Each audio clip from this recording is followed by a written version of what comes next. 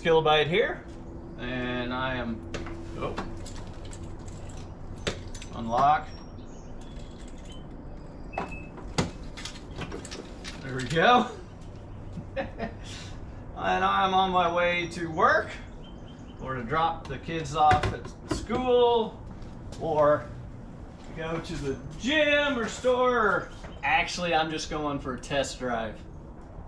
In this video, we're going to do a review of this 2024 Mazda CX-90 plug-in hybrid EV in the Premium Plus. Now this color is the Rhodium White Premium. It's gorgeous. Now, it was supposed to be sunny, nice. It's been rainy, so it's a little dirty. If you want to see what it looks like dirty, that is what the white looks like dirty. It's actually doesn't look too bad. And this one has the white Napa leather interior. We'll see that. And I want to thank Nelson Mazda from Murfreesboro for loaning me this so I can do the review. And I should mention, that's my wife's 2016 Mazda CX-9. That's the outgoing one that the CX-90 is replacing. So I know a little bit about them. So let's try to read the sticker. Fuel economy, 56 miles per gallon combined. Highway, city, 25 combined with just the engine, the internal combustion engine, not the battery. And gives you some other information. You can pause that and read it if you wish. So the Premium Plus comes with the white Napa or the black Napa. Look at your standard equipment.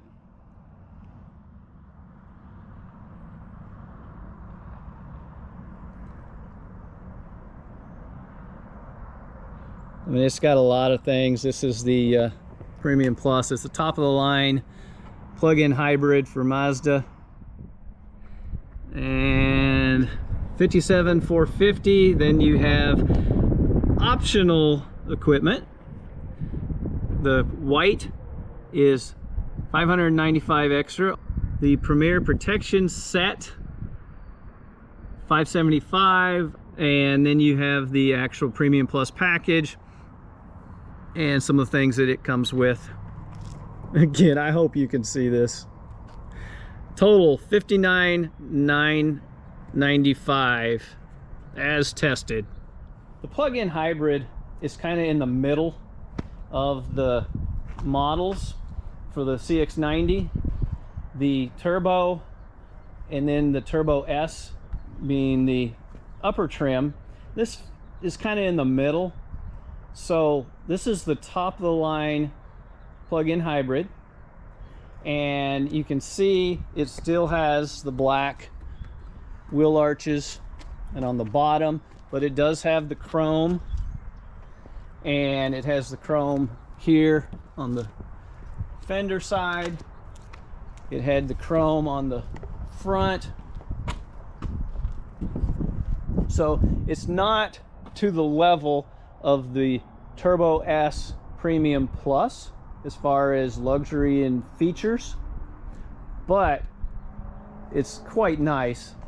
So on this Premium Plus as well as the Premium, it's got the 21 by 9.5 inch wheels, whereas the Preferred has 19 by 8.5 inch wheels, so they're just a little smaller on the Preferred.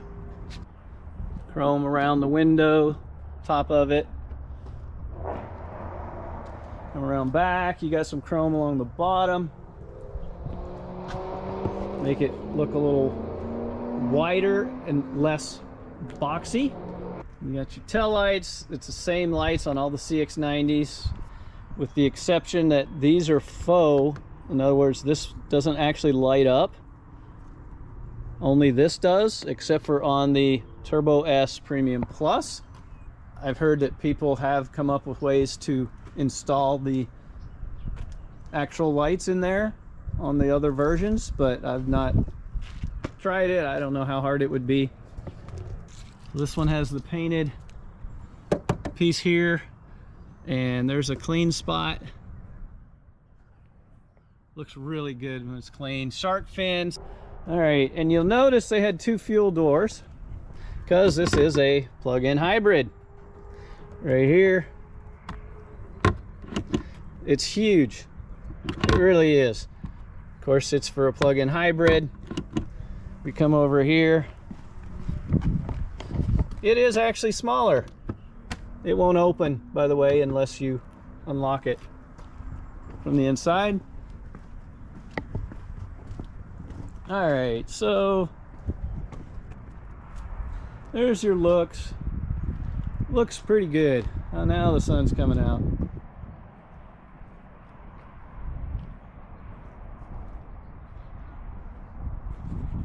So this is the noise that you'll hear in reverse. If you're standing behind it, you can hear it really pretty much anywhere, but I think it's loudest in the back. And there's your backup lights. And the lights look to be LED. And there's your turn signals. They're on the to the left. You'll see it on the mirror. And they're on the front. Here are the colors that you can get this in. The plug-in hybrid includes, of course, the rhodium white premium, which I really like here. Deep crystal blue mica. So here's what that looks like on a review I did on an 8-passenger turbo. Jet black mica, platinum quartz metallic, soul red crystal metallic, machine gray metallic. Those are the ones that you can get on the preferred. That's kind of the base of the plug-in hybrid. Then in the premium and premium plus, you also can get that artesian red premium and the sonic silver metallic. I mean, they all look good. They're all nice colors. What color do you like? If you're getting one, what color would you want to get? Or do you think that they should offer some other color? Let me know in the comments. All right, with the hood open, you can see the 2.5 liter 4-cylinder. So it's the same engine, only this one doesn't have a turbo. Now it's been turned from the CX-9, which is from basically front wheel to front wheel. This is now front to back. And you can see this thing is really set back. It is actually, almost all of it is behind the front wheels. That is for balance, for weight distribution. So the closer a vehicle is to 50-50, generally speaking, the better it handles. Washer fluid, the radiator, coolant, oil, check the oil. No, you can't, it doesn't have a dipstick for the transmission. Your air filter, all your normal maintenance things that you can do yourself is right there for you to check. And this little cover will actually, this clips up here,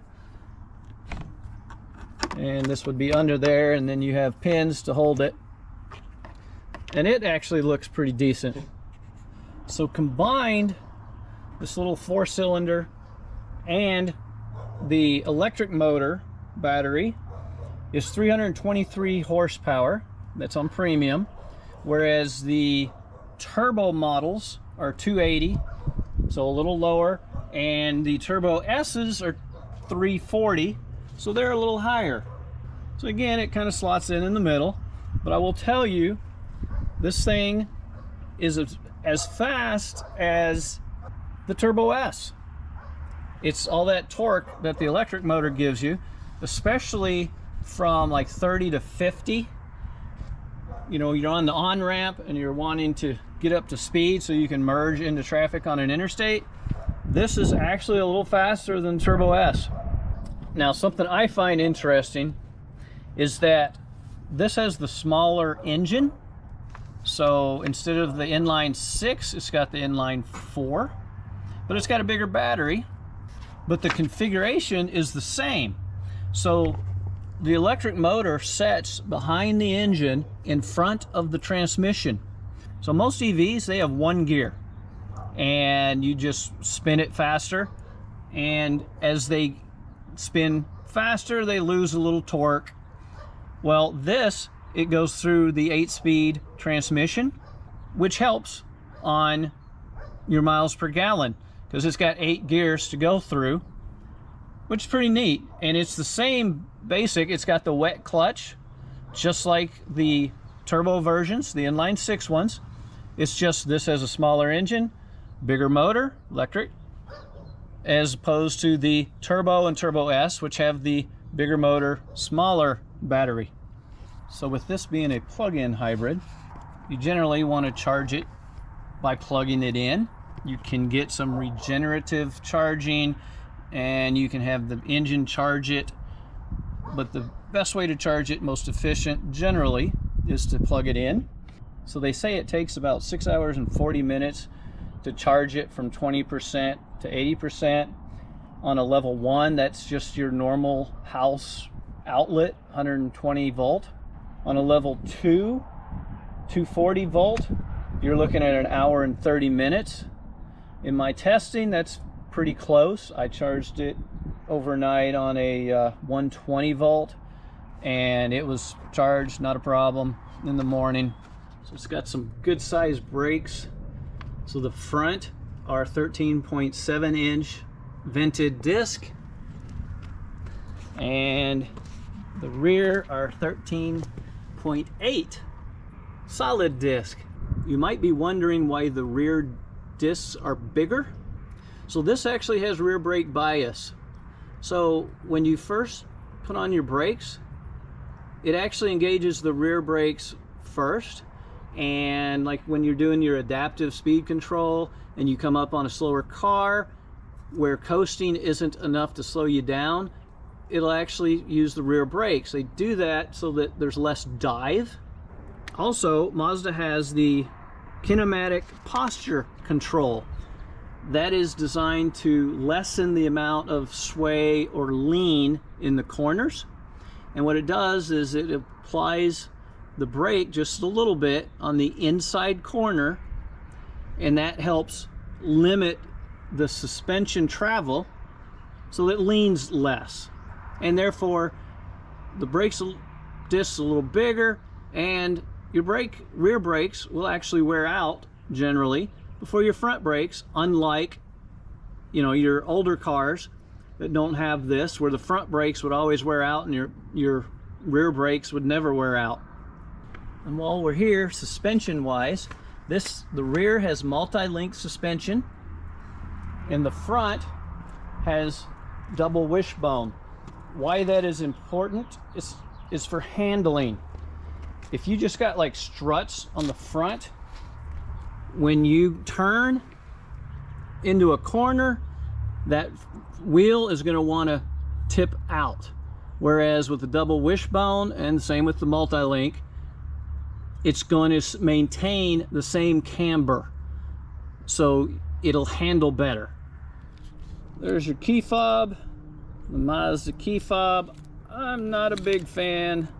Personally, I don't like the controls on the edge. It's like the Roku volume.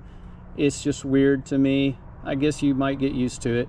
But it's got the standard lock, unlock, tailgate, and then the emergency. If you want to lock it, you actually, right here, you can lock and unlock it. So there, I just locked it. If I want to unlock it, I just grab it and open, and you can set in the infotainment system how you want the locks to behave. And you'll notice, you may have caught it in the video, I locked. This Premium Plus only has the mirrors.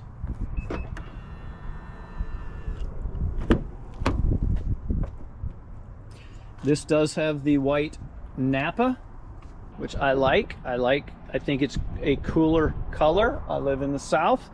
It gets hot. I prefer the cooler color, but to each his own.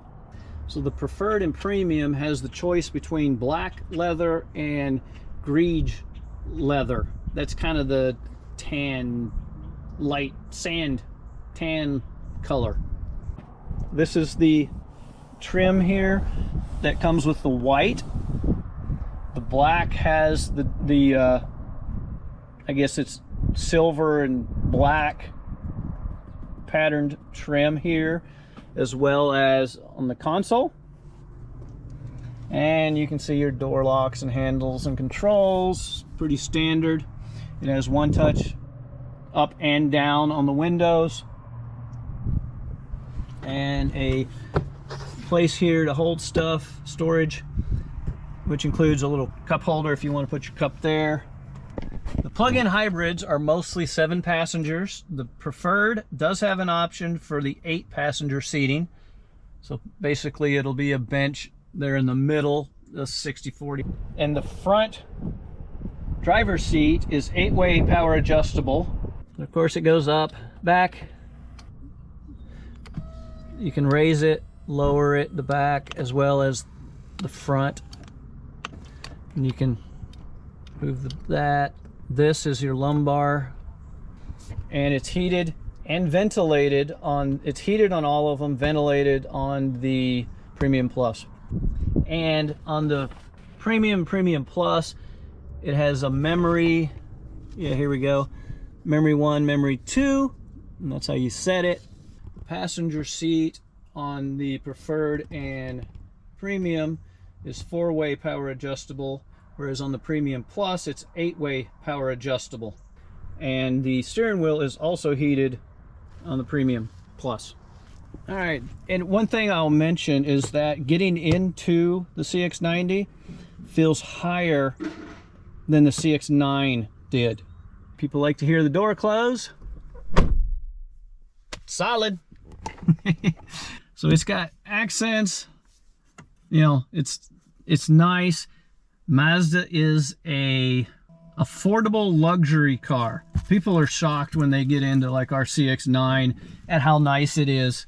They can't believe it. Well, I mean, Mazda has really stepped up their game. Here you've got, you can disable some safety features. You can turn your parking sensors off, traction control off. This is your fuel door to open it.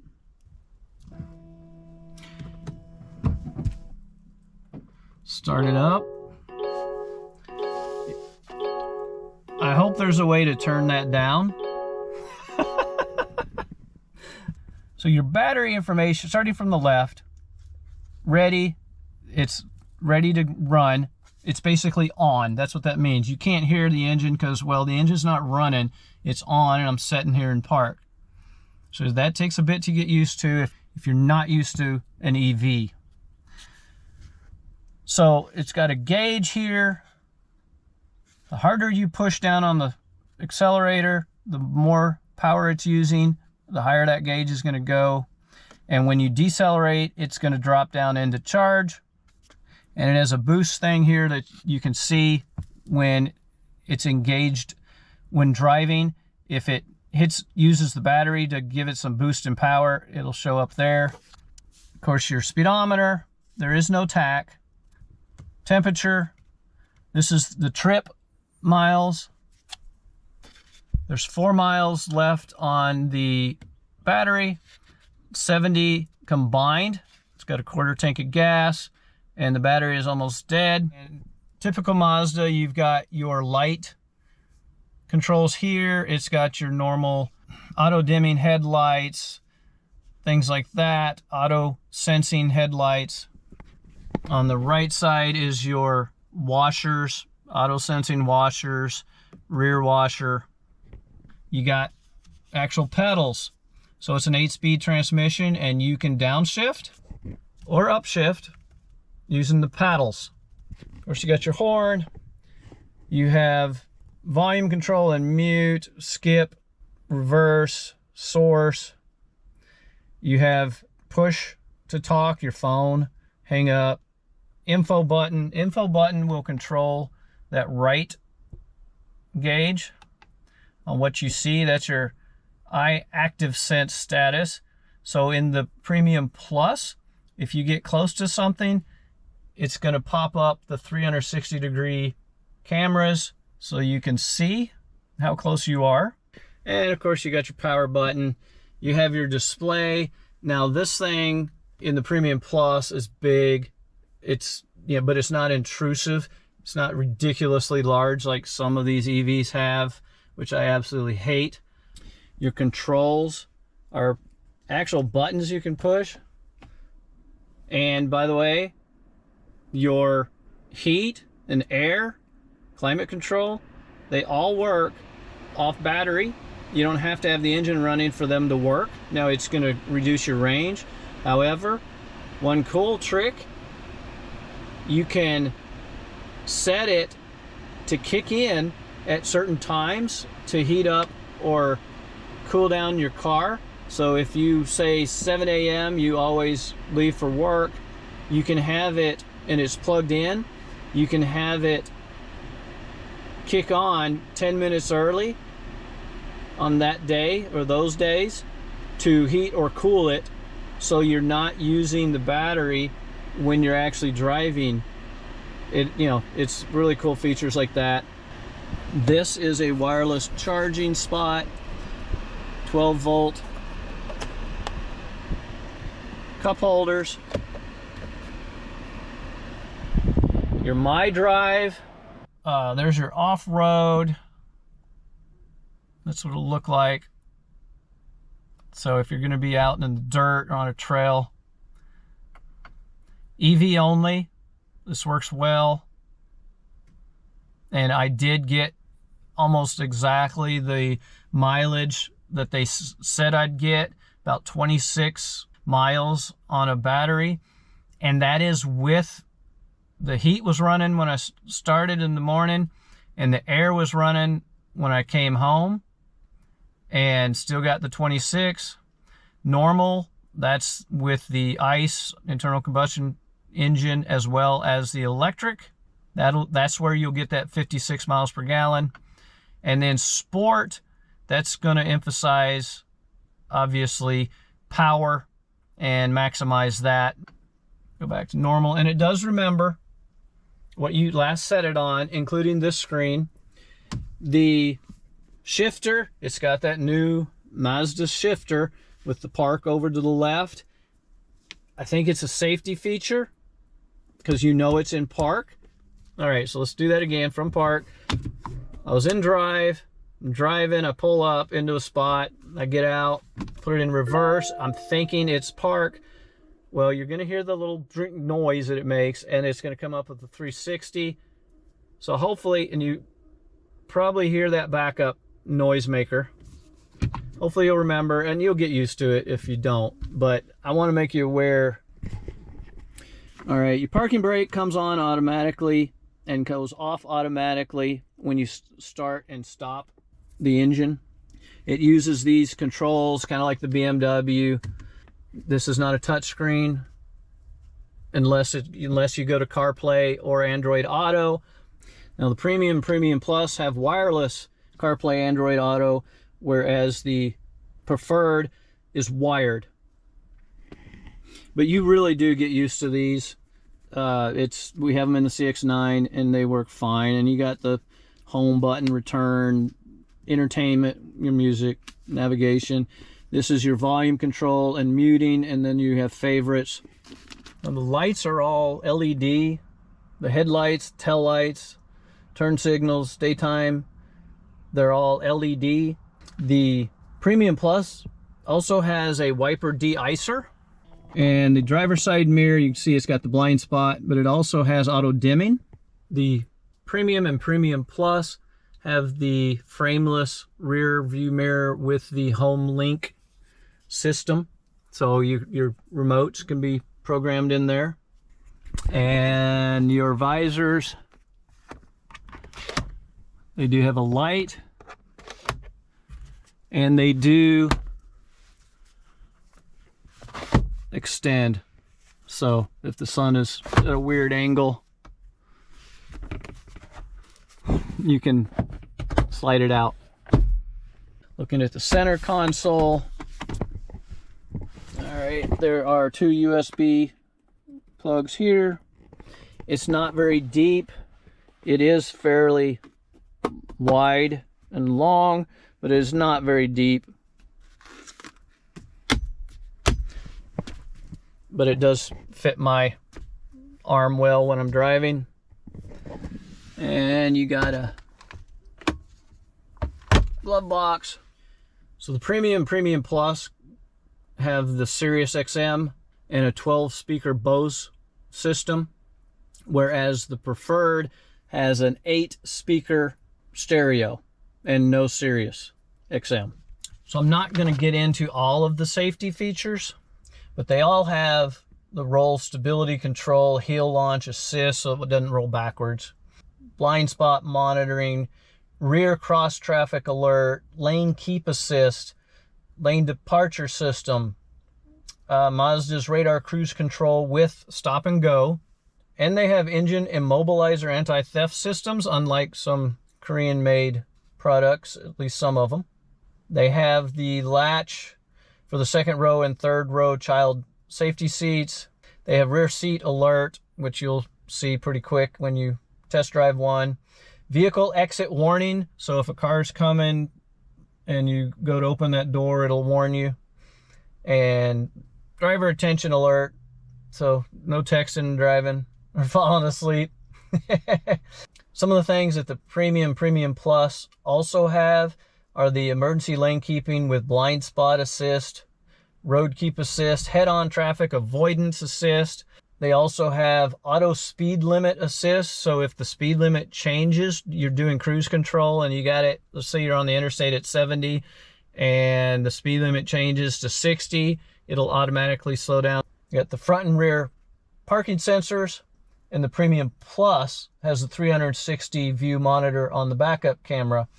A couple other things, the Preferred has smart brake support forward, so I believe that's like 30 miles an hour and under, same as our old CX-9 has, where it'll, if it senses you're going to hit something at a low speed, it'll stop. The Premium has that, as well as secondary collision reduction system. And then the Premium Plus has the smart brake support forward as well as reverse, so if it senses you're going to back into something, it'll stop at low speed, as well as front cross traffic alert and brake. So you can't see it in the day, but it does light up the entry. So on these rear seats, you can see the doors open real wide. So if you wanted to load it, something in there, you have the seats down and you wanted to load that up, it's easier to get them in. And you got storage pockets, same trim. You got your VIP screens, keep the sun off of your kids or pets or whatever in the back. Lots of legroom. This is where the seat is when I'm driving, and I am 5'11" with long legs. It's got map pockets, both front seats. It is the Napa leather, and the captain chairs on the Premium Plus do have heated seats. I'm not actually sure on the other trims, but it's got its own climate control. And you have your arm rests that you can adjust like so, and you can, if you're small enough, crawl back in the back. There is no console here, so I actually packed 8 people in on a Preferred 8-passenger one, and people did fit in the back, the third row. They do fit. Now the thing is, it's a little tight side to side, and the feet, there's not a lot of room for the feet. So 3 adults, probably not. 3 kids, yes, they will fit. And it has the vents, cargo hold downs. The seat belt has this holder, keep it out of the way and keep it from rattling. Of course, it's got the headrests. These do fold down in a 60/40, and there it is. A USB port on each side. There is a light there, and in front, oh, and there's your panoramic roof on the Premium Plus. This will tilt up, and this will close. Power. It has a power close feature.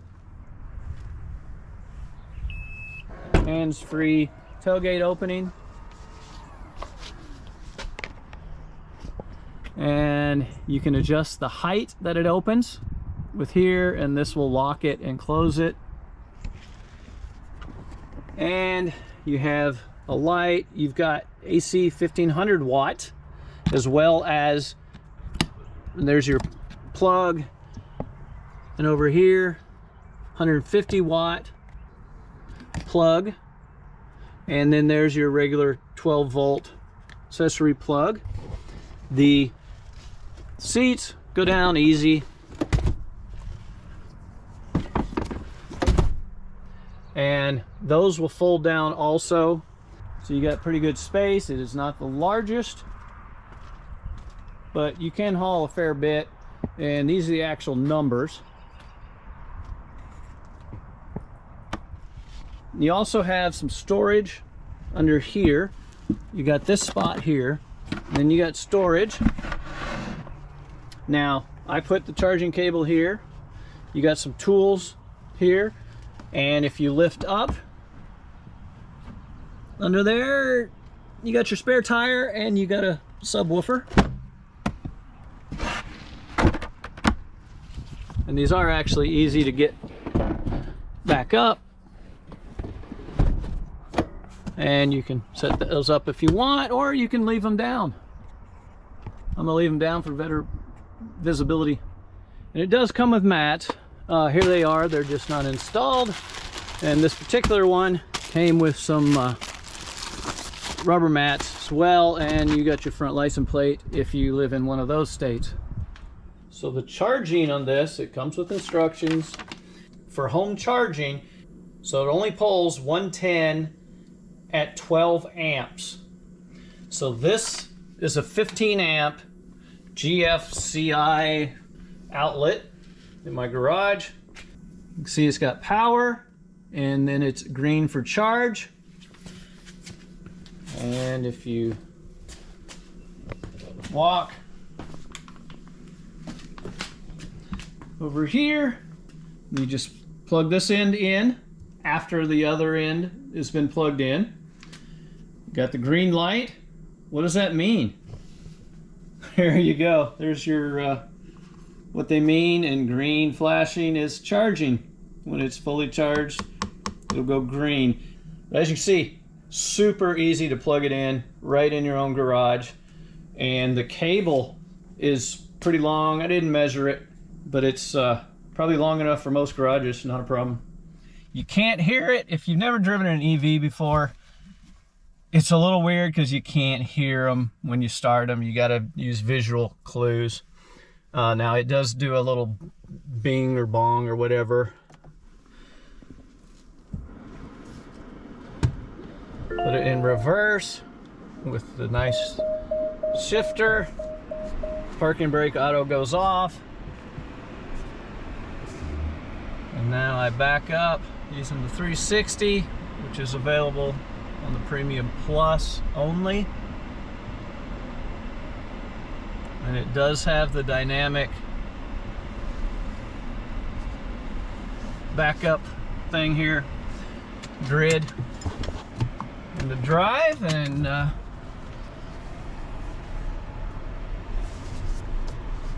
boy, it's quiet. So there's your gauges. I love how it has the gas gauge, fuel gauge on the right.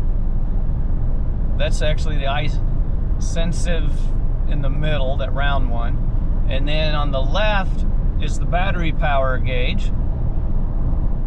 This is on the right side. Of course, you got your miles per hour in the middle. And on the left, you got your charge meter. If I let off the gas, it's charging. Give it some gas, and it is pulling energy. Easy to understand, but I got plenty of power for cruising. So a little driving at night. See the lights and everything.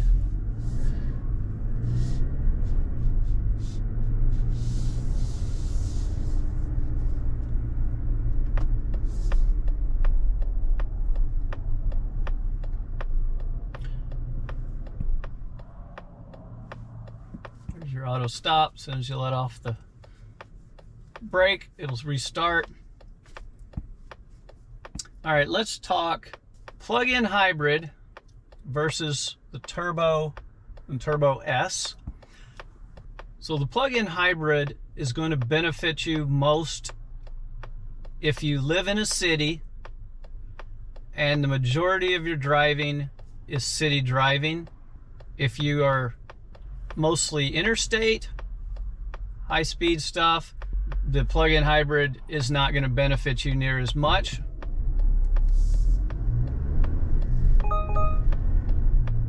Yep, I know they're there.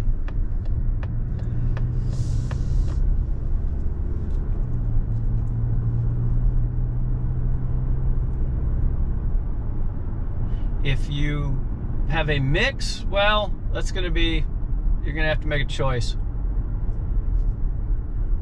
I've driven a lot of EVs. I'm not really a big fan. They have a lot of negatives.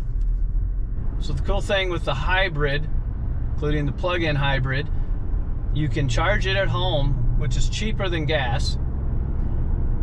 And you don't have to worry about the range anxiety, because that is real. If you've ever driven an EV, oh, I know the thing says I can go another 100 miles, and I only got 50 miles to go. It's just a psychological thing. It's real, and it stresses people out. It stresses me out, and I know I'm fine, but that's how it is. Whereas with the hybrid, you got that backup of the gas engine, so you don't have that anxiety. And if you normally drive city and you got to go out occasionally on the interstate, it's still fine. You're fine. So I'm actually surprisingly liking this plug-in hybrid a lot. It's smooth. The transition between battery and the engine is quite good. It's better than others I've driven. It's pretty smooth. I'll tell you right now, I am very impressed with this plug-in hybrid. I'd be happy to drive this every day. It is that good. I don't know. I kind of like the plug-in hybrid. My wife, she likes the turbo better. Well, I guess she'd win since she's the one driving the SUV. All right, well, I hope that was helpful. If so, please like, subscribe, comment, and good luck with your purchasing decision.